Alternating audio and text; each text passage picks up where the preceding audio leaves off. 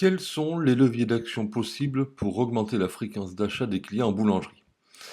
Bonjour à tous, je suis Plédran Mickaël, gérant de monmarketeur.fr et expert en vente en boulangerie depuis plus de 10 ans.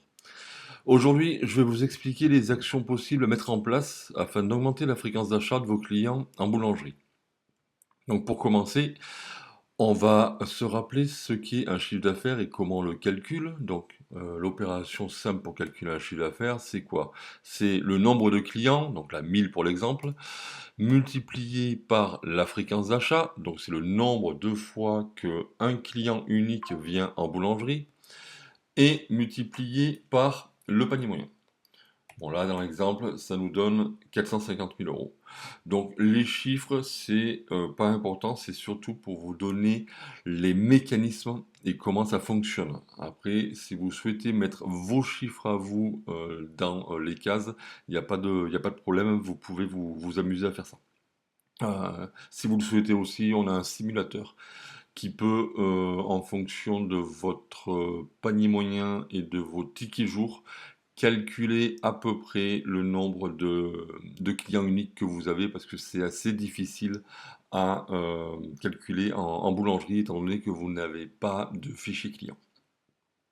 Donc le chiffre d'affaires, ça se calcule comme ça. Quelles sont les actions pour augmenter la fréquence d'achat? Donc si on veut passer de 45 nombres de visites à 49,5, donc c'est une augmentation de 10%. Donc il y en a certains qui vont dire: «Non mais 10% d'augmentation de fréquence, c'est impossible, tu imagines pas, tout ce qu'on doit faire». Donc on va relativiser, donc 4,5 non ça fait 5, hein. Donc chaque client, on va essayer de les faire revenir 5 fois de plus par an. C'est ça qu'il faut se dire, c'est pas 10%, c'est pas on s'en fout de 10%. C'est 5 fois de plus par an. 5 fois de plus par an, ça fait une fois de plus tous les 2 mois et demi. Et ben vous savez quoi? Ce n'est pas très compliqué à faire, de faire en sorte que vos clients reviennent une seule fois de plus tous les 2 mois et demi dans votre boulangerie. Voilà, c'est pour démystifier un peu ce côté, une augmentation de 10%, c'est énorme, mais quand on parle d'un nombre de visites, 10%, c'est pas violent. Surtout sur ce nombre de visites-là qui est de 45, qui est, alors c'est le nombre de visites en moyenne chez les clients Snacking. Donc ils viennent une fois par semaine à peu près en moyenne. Donc une fois par semaine dans l'année, c'est 45 fois. Vous enlevez les vacances, vous enlevez les jours fériés, tout team, bon ben voilà, ils viennent 45 fois. On le multiplie par le panier moyen, qu'est-ce qu'on a? Ben, 495 000 euros, mais 10% d'augmentation forcément, puisque j'ai augmenté le nombre de visites de 10%. Donc quels sont les leviers principaux pour augmenter la fréquence? Il y en a deux. La première, c'est la proposition en boutique. Donc c'est le plus important depuis que le commerce existe. Pourquoi la proposition boutique? Parce que le personnel en contact est l'élément le plus fort de la fidélisation. C'est eux qui sont en première ligne, c'est la première clé de l'augmentation de la fréquence d'achat. Et là, vous allez me dire, mais ça n'a rien à voir avec la fréquence d'achat, le fait de faire de la vente additionnelle. Et je vais vous dire si. Pourquoi? Parce que, donc, je le remarque chez mes clients, quand on met en place un plan de proposition boutique, au bout d'un moment, les clients demandent quelle est la proposition de la semaine. Et ça les fait revenir. Pourquoi? Parce que vos clients aiment avoir des propositions, contrairement à ce que vos vendeurs et vos vendeuses pensent.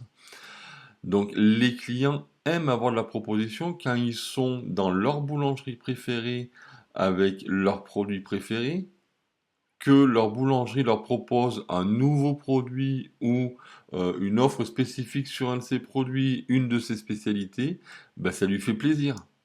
Je dis pas qu'il va l'accepter, je dis que ça lui fait plaisir. Pourquoi? Parce que, eh ben, on revient au vrai commerce, c'est-à-dire que le commerçant fait des propositions à ses clients.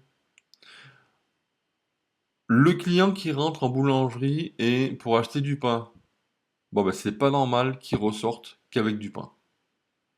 Il faudrait qu'il ressorte avec du pain et je sais pas, un croissant si c'est le matin, un café, des macarons, une pâtisserie, une douceur pour l'après-midi, des chouquettes. Voilà, faudrait qu'ils partent avec autre chose. Euh, Qu'ils repartent avec du pain, bon, ben c'est le strict minimum, c'est ce qu'il est venu chercher. Mais si on met en place de la vente dans votre boutique, bon ben il y en a un certain pourcentage qui vont venir pour chercher du pain, mais qui vont repartir avec du pain et autre chose.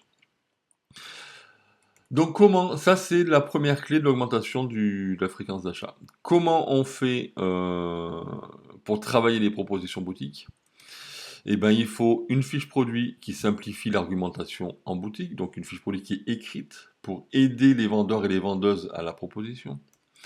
Il faut une offre spécifique pour ce produit, ou pas si c'est une nouveauté, et à ce moment-là, si c'est une nouveauté, on va privilégier la dégustation. Une méthode pour travailler le geste de la proposition, ça c'est pour votre équipe de vente. Un outil, et je dirais même plus des outils qui vont permettre de quantifier le nombre de ventes et le nombre de propositions faites. Je ferai une vidéo et des posts sur les outils qu'on peut mettre en place pour quantifier ça. Et il faut un planning de propositions au trimestre afin que toutes les équipes savent ce qui va arriver chaque semaine comme nouvelle proposition. Ça, c'est le premier levier d'augmentation.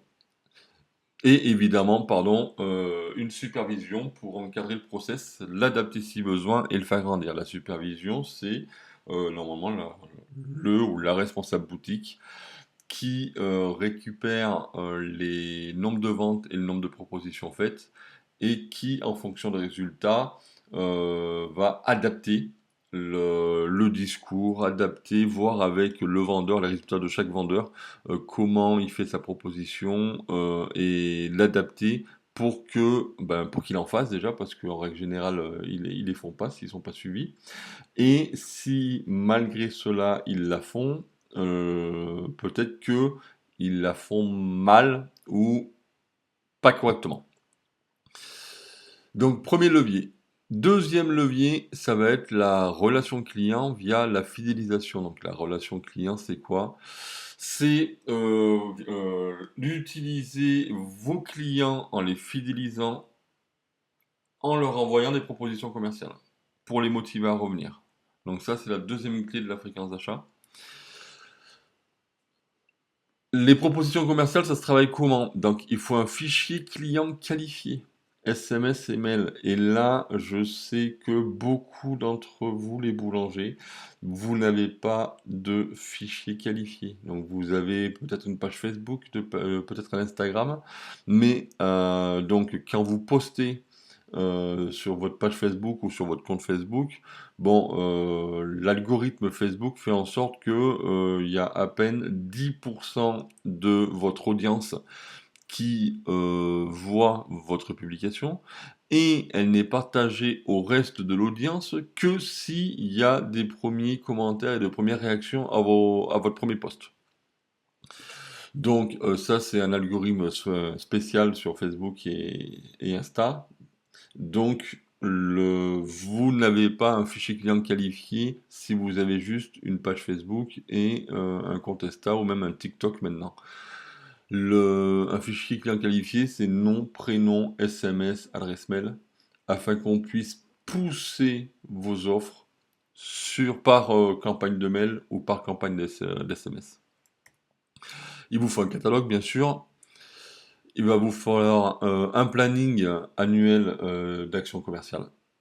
Ça, c'est pour pousser les offres sur vos clients qui sont en dehors de la boutique pour les faire revenir plus souvent. Pourquoi? Parce qu'ils pensent à vous en recevant votre offre, que ce soit via SMS, via mail.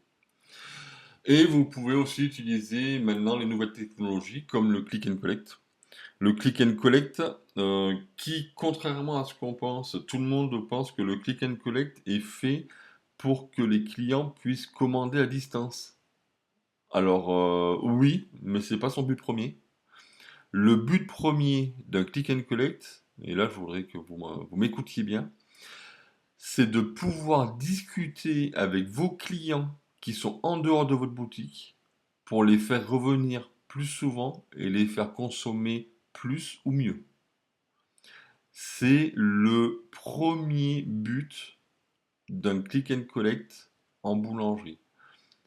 Si un boulanger s'équipe de click and collect juste pour proposer un site internet par exemple et que leurs clients puissent commander à distance, bon bah ça n'a pas de sens. Le client il peut se déplacer.